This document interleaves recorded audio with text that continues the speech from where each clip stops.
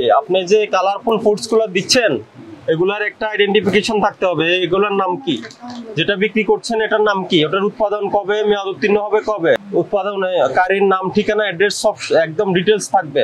এরপরে আপনার এখানে মেয়াদ উত্তীর্ণ দুধ পেলাম, মেয়াদ উত্তীর্ণ ফুড কালার পেলাম, এবং এই ফুড কালার এবং কিছু আপনার এখানে দানাদার, এখানে আপনি এগুলো ফুড বলে দাবি করছেন, এগুলো খাবারে ব্যবহার করে, খাবারে ব্যবহার করে এটা কিন্তু উল্লেখ নাই কিছুই। এটা ফ্রুটস না কালার দিয়ে তৈরি করা কিছু, এটা বুঝবেন। এটার কোনো আইডেন্টিটি আছে? এভাবে আসে, এভাবেই মানে ওরা দিয়ে দিন করে হাত থেকে কারা দিয়ে যায় দেখি দেন তো, বর্তমান দিন আমরা দেখে সময় দেন।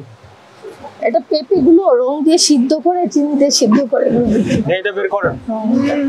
মানে কোন প্রতিষ্ঠান থেকে কিনেছেন দেন দেখান। এটা আপনি বিক্রি করেন কাদের কাছে? এটা আমরা এই রেস্টুরেন্টে, হোটেল রেস্টুরেন্ট, হোটেল না মানে বাসা বাড়িতে নিয়ে যাওয়া। কি কাজে এটা ব্যবহার কি? এই কেক টেক বানাইতে ইউজ করে। আপনি স্পষ্ট করেন, এটা শুধু বাসা বাড়িতে নেয় নাকি হোটেল রেস্টুরেন্টে নেয়? বাসা বাড়িতে নেয় বেশি। হোটেল রেস্টুরেন্টে নেয় না? 100 গ্রাম 50 গ্রাম করে নেয়। কারা হোটেল রেস্টুরেন্টে? না না, ওই বাসা বাড়িতে। আরে হোটেলের আল্লাহরা কি করে? হোটেলরা এটা নেয় না। আমি বলি আপনাকে, আপনি বলবেন না তো এটা যে আইসক্রিম বানায় বা ফালুদা বানায়, ফালুদার মধ্যে এগুলো দেয়। আরেকটা ওটা কম দাম, এই বাটির মধ্যে যেটা পাওয়া যায়। কি ওটা দেখি? ওটা আমাকে ওটা বেশি না, মানে ওটা এই বক্সের মধ্যে পাওয়া যায়। এই যে করম চা, এই যে ফুড কালার, এই ফুড কালারের আইডেন্টিটি স্যার, মেয়াদ কালার এটা ইয়েকে কারা দেয়? এটা কোম্পানির নাম দেখিয়ে রেখে দেন। এটা বেশি দিচ্ছেন, এটা মেয়াদ চলে গেছে স্যার, এটা তো মেয়াদ নেই। 1 বছর আগে মেয়াদ,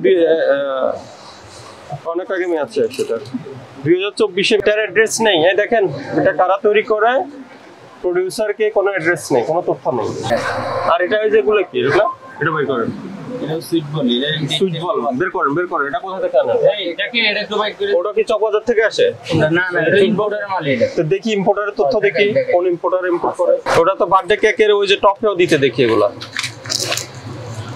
ওটা কি rainbow rice, production date 2024-12-20, best before 2026-12-20, store in a dry and cool place. কিন্তু এটা কি দিয়ে তৈরি, কোথা থেকে আসে, কই ইম্পোর্টারের তথ্য কই দেখান আমাকে। আচ্ছা লেভেলে আছে কিছু এরকম অনেক, আপনার কাছে অনেক পণ্য আছে যেগুলো হলো কোনো আইডেন্টিফিকেশন নাই। এগুলোর নাম কি, কি উপাদানে তৈরি, এটা প্রোডিউসার কি দেশীয় নাকি বিদেশ থেকে ইম্পোর্ট হয়, কিছুই নেই। 20-10-24 এখন কি 24 চলে? এই যে স্যার এগুলো মেয়াদ উত্তীর্ণ, কিন্তু আপনার রং দেওয়া ইয়া মেয়াদ উত্তীর্ণ জুস রেখেছেন, মেয়াদিত ফুড কালার আছে, আবার কিছু প্রায় 6-7 মাস আগে মেয়াদ শেষ। এই যে কালারফুল কিছু আপনার ইয়ে আছে, কালারফুল এগুলোর নাম নেই। বিভিন্ন কালারফুল এগুলা আপনি বলছেন আমদানি করে, কিন্তু কি আমদানি করে, কোথা থেকে আসে এগুলো কোনো ঠিকানা নেই।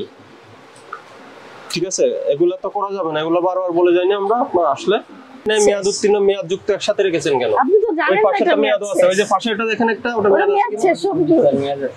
তাহলে ওটার আছে, ওটার মেয়াদ নাই। কোথায় ফেরত দিলে আপনি এটা এক্সপায়ার ডেট কবে গেছে? 20-10-2024। তাহলে যে অক্টোবর 2024 এ মেয়াদ শেষ, আজকে হলো এপ্রিল শেষের দিকে, এপ্রিলের আজকে 30 তারিখ 2025।